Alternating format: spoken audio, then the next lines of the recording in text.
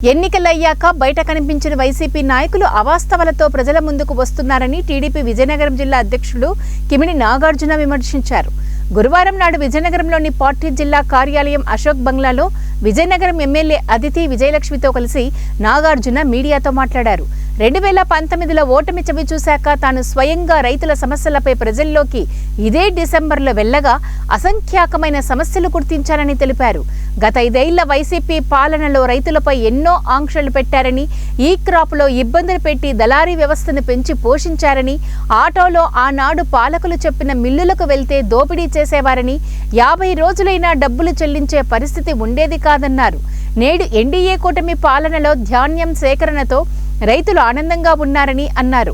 ప్రభుత్వం నిర్ణయించిన ధర కన్నా మించి ఇస్తున్నామని తెలియజేస్తూ 25% తేమ ఉన్న ధాన్యాన్ని కొనుగోలు చేస్తున్నామని, ధాన్యం సేకరించిన 2 రోజులకే డబ్బులు చెల్లిస్తున్నామని వివరించారు. రైతుకు ఒక టార్బర్ బట్టాను కూడా గత వైసీపీ ఇవ్వలేకపోయిందన్నారు. రోడ్డెక్కడానికి అవాస్తవాలతో వస్తున్నారని నాగార్జున ఆగ్రహం వ్యక్తం చేశారు. విజయనగరం ఎమ్మెల్యే పూసపాటి అతిథి విజయలక్ష్మి గజపతిరాజు మాట్లాడుతూ రైతులకు 98% చెల్లించిన ఘనత తమ ప్రభుత్వానిదేనని అన్నారు. వ్యవసాయ శాఖ మంత్రి అచ్చెన్నాయుడు ఆధ్వర్యంలో ధాన్యం కొనుగోలు పారదర్శకంగా కొనసాగుతుందన్నారు. గోనె సంచులు, ఫర్టిలైజర్లు, బయో ఫర్టిలైజర్లను అందజేస్తున్నామని, వైసీపీ రాజకీయాలు మానుకోవాలని ఆమె హితవు పలికారు.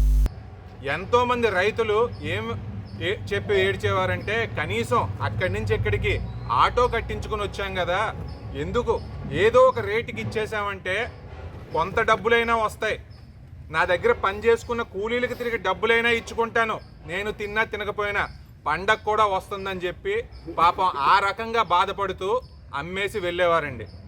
దాని తర్వాత డబ్బులు ఎన్ని రోజులకు పడే రోజులైనా 50 రోజులైనా పడే పరిస్థితి లేదు.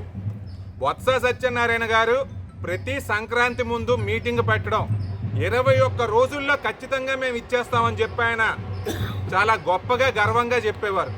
ఆయన చెప్పిన తర్వాత కూడా 21 రోజులకు పడిన పరిస్థితి అసలు లేదండి. అప్పట్లో పరిస్థితులు ఆ రకంగా ఉంటే కూటమి ప్రభుత్వం అధికారంలోకి వచ్చిన తర్వాత ధాన్యం సేకరణ ఏ రకంగా జరుగుతుందో అందరూ కూడా ఒకసారి గమనించాలి. ముఖ్యంగా ఈ వైకాపా నాయకులు ఈ రోజున రైతు పండించిన పంట మొత్తం ఎంత దిగుబడి వస్తే అంత దిగుబడి అతను నచ్చిన మిల్లు దగ్గరికి వెళ్ళొచ్చు.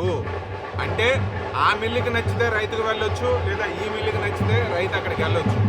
వెళ్ళిన తర్వాత గవర్నమెంట్ ఏదైతే ధర నిర్ణయించిందో ఖచ్చితంగా ఆ ధర కానీ లేదా అంతకంటే ఎక్కువ కానీ ఇచ్చుకోగలరు.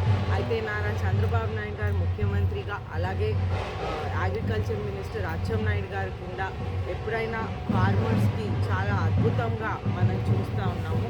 అలాగే మనం చూస్తుంటే మనం ప్లాన్లు కూడా వాటర్ ఏ విధంగా మనం మన డిస్టిక్కి తీసుకురావాలనేది నదుల అనుసంధానం చేసి వాటర్ ఏ విధంగా ప్రజలకి తీసుకురావాలి, ఫార్మర్స్కి తీసుకురావాలనే ప్లాన్లు కూడా మనం వేసుకుంటున్నాం. ఆ బాటలో కూడా మనం నడుస్తున్నాం. అలాగే చూస్తుంటే గత ప్రభుత్వం ఒక డీసిల్టింగ్ అనేది కూడా వాళ్ళు చేయలేని పరిస్థితి. ఇప్పుడేమో వాళ్ళు బయటకు వచ్చి వాళ్ళు ఏదో విధంగా మాట్లాడుతున్నారు. కానీ మనమైతే 98% ఫార్మర్స్కి